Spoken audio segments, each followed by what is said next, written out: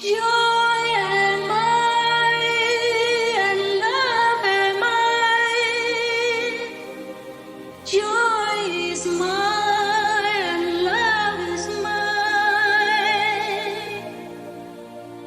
I will two and two abide. I will two and two abide. The deities just do it, nobody asked them to. I never knew they did until, later on when something happened there. And then I would ask, some local deity gods, why did such a thing happen? Then they would explain to me, because so and so person came to your island you inhabited before and disturbed the peace and construction of the offering deities. That is their words, not mine. So these are all their words, yeah? Offering deities. I never used those words. I never knew such words existed until after I knew about that report. Yeah, so-and-so person came and disturbed their peace, the peace of the offering deities. Because I left already. I'm not there anymore. So I asked, well, what did they do to disturb them? And they say because he came in and brought in not pure energies into their building area, where they are building a palace of worship for you. That's how I knew about it. In that tiny island, there was just a single person tent I put up near the hatching swan. Person stay there for just some months. And long after I left, a non-resident removed it already. But the deities still count that I inhabited there before and built a palace of worship. In one place, there were some initiates who went there to feed birds, swans, or other animals, people, as per my instruction, after I left that place. So even such a humble one like I am, and still alive here, they still, offer such reverence like that. It takes at least half a year to finish that kind of palace, and you won't see it with your physical eyes. But if you meditate well, maybe you can see it. Or if you're sincere, maybe they will let you see it. Not everybody can see this kind of palace.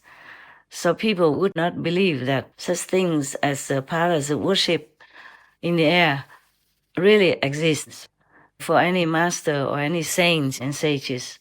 So over all these centuries, or thousands of years of time, can you imagine how many palaces like that have been built on earth in remembrance and worship of the masters that have come and that have graced our planet and that have left us physically? These worshiping palaces help to naturally stabilize the surrounding, bless the atmosphere and all beings nearby. And by the way, one day while traveling, I wanted to rid myself of all the house keys, ashram keys or related remote controls, etc.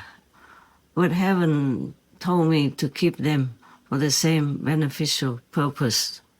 So all the temples and the churches that we built are nothing of physical value compared to the palaces that the deities, the goddesses, have built for those masters. So it doesn't matter that when they leave, they have magnificent temples or not, they always have. As they moved from one area to another, their palaces will be multiplied all the time. Everywhere they pass, the deities around that local area or nearby would come together, use their power, and build such palaces for the master in gratitude, in memory of, and in worship, just for all the world to know, in the invisible world. We, in the physical and visible world, hardly know about that, and hardly can tell. So if you go somewhere and see the native people say, please don't disturb that area, this area, it could be because they know the sacredness of certain place. So please just respectfully listen. Formally, because humans rely only on their physical power, guns and knives and stuff like that. We sometimes took away the lands of the native people and offended the gods by taking up their abode, their worshipping our temples and all that. And then we receive bad luck and tragedy upon ourselves just because we're ignorant. We cannot see what the natives, psychics see. In every indigenous nation or community, there is someone who knows about nature, who can see beyond physical obstruction and see things that normal people cannot see. But because of ignorance, many with strong physical weapons and force would come and, force the natives away from their land, from their worship area, from the sacred, mountains, fields, hills, and forests, thinking that these people are stupid or superstitious or know nothing of science. But many things science can never explain anyway. Even nowadays, with a lot of high tech, many phenomena have been recorded in the air or in the sea and in forests or on mountains somewhere that science cannot explain. Not to talk about the things that cameras cannot capture. Normal eyes cannot see. Normal hands and cannot touch. Feet cannot go through, for example, like that. So please, I remind you, well, we talked about that many times already, but I remind you again, please, every step you walk on earth, be thankful, be respectful. Then you will have less trouble and disaster in your life. And if you can help it, don't go out too late at night. Because at midnight, if we have demons and ghosts still on the planet, at midnight, midnight, the king of karma will release the demons and the ghosts so that they can go out, be free, doing what they have to do. Sometimes it's good for us, sometimes not good for us. Sometimes fatal, sometimes causes people to be frightened, to lose their mind, to go crazy, or to do things that later, when they're out of the demonic influence, they would not remember at all. Just like those sleepwalking people, if they happen to do things or go anywhere, when they come back to their bed, they don't remember a thing. Anyway, to live in this physical life, even as a practitioner, you must always exercise caution and give out your best, your compassion that you learned from all the teachings of the masters and develop it more and more or remember it more and more yourself by practicing meditation, by God's grace. Show it all. Show your love, okay? Give your love. Act on your love, from your love to others around you. You never know whom you're helping. It could be a saint, in disguise. It could be a highly enlightened saint or practitioner, but they live humbly just like everyone else. Yeah, just like Kabir, Saint Kabir, he just continued his job as a weaver. And, like Buddha, He was a prince of a kingdom, but he just walked around in his 1 hour robe to go begging for food. And many other masters just walked barefoot and served humans quietly, humbly, until they were found out and then executed, burnt alive, crucified, or assassinated. You know it already. The more you read about how the masters suffered, the more you are grateful to them. Are touched deep in your heart, and you would vow to practice more and more diligently to repay their kindness, to show gratitude for their love and sacrifice. Many masters in the past just did what they did, a normal job, living a normal life, and you would never recognize them unless you have psychic eyes or spiritual eyes that can see their aura. Then you know they are high-level beings, not normal humans. You don't have to see even. Just be respectful to all you meet and treat them with loving kindness. And recognize the God in them, whether or not they know about their own, high position in the universe as children of God. Just be good, be kind. Then your life will be better, okay? That's all I want to tell you. No need to find the saints in order to be kind to him or her so that you can have blessing. No, that's like business. That's low class.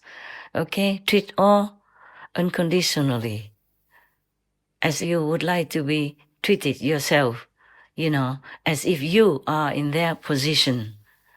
Always think that you are the other, then you know how to treat them. Okay? Right. I thank you all for practicing very diligently, for trusting me, and for remembering God every day and thanking God, and thanking all the masters, and doing as many good deeds as you can afford or as you encounter, helping all those in need unconditionally. Never think that they will have to thank you or reward you, or that heaven will reward you. But you will be rewarded, even if you don't want it. Just be respectful, okay? To all that you see or do not see, knowing that God energy is everywhere. The saint and sage's energy abounds to help you, to uplift you, to comfort you. Then you would treat everyone as if, he is a master, she is a saint. Or it doesn't matter, just as your fellow human beings, When I was helping to care for some patients around me in the hospital, I did not check if they were saints or sages or anything. I just helped them because they needed it, because I was able to at that time, and because all the nurses and doctors were extremely busy.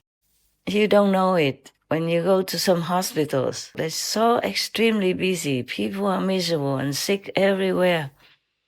And some are so helplessly sick that you just shed tears, feeling their misery and pain.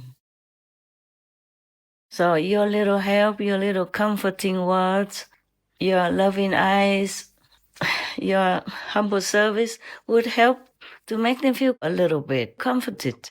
Some don't even have relatives or friends or families. They're just all alone and are sick, lonely, helpless, and frightened. So imagine if it's you, how would you like to be treated, to be loved, to be comforted, to be shown kindness? Yes? Then you just do it as if it's for you. Don't overdo it. Don't be too noisy while doing it. Don't do it so that all the nurses see you and praise you. They might see and they might praise you, like in my case. But you should not feel proud or satisfied for any reward you have by words or action. You just do it because you want to, because the person needs your help. That's all. Okay, remember this. And you never know, you might have helped a saint, a master who is not, obviously known to you or not famous or too humble to even say anything. but they will give you blessing quietly. And you never know why your life suddenly becomes better, for example, why your relationships are happier, why you are promoted at your job to a better job, higher position, etc. But it's not that you want it or wish for it. You must always help others with your love. That's all there is. Just with love. Do everything with love. To yourself, your family, your relatives, your friends, and strangers whenever they need that. And even when they don't need it, give them love also. If you can, your family, make your life happier. Because if your family members are happy, then you're happy. That is definitely like that. There is a reflection, okay? Just like the mirror. When you look into the mirror, a good mirror reflects back to you that you are pretty or not, okay? Right. That's very simple. Now, I thank you for remembering God, praising God, and being grateful to God and to all the saints and sages and to the Master every day, every time you can, and meditate as much as you can. Remember to protect yourself with the holy names and the gifts if you have. Okay? All right. May all your noble wishes come true. May God never let you forget Him. Amen. I will talk to you again next time. Love you, love you, love you.